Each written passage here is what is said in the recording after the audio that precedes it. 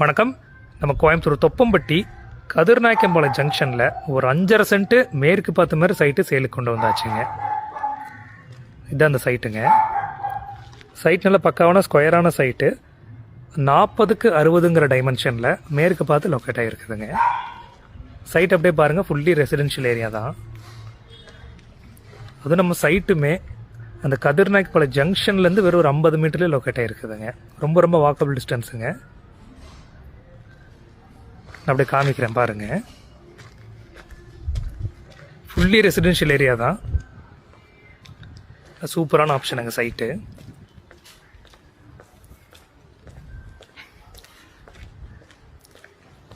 இந்த ஜூம் பண்ணுறேன் இல்லைங்களா, இதுதான் வந்து உங்களுக்கு கதிர்நாயக்கம்பாளையம் ஜங்ஷனு, பஸ் ஸ்டாப்புமே கூடங்க.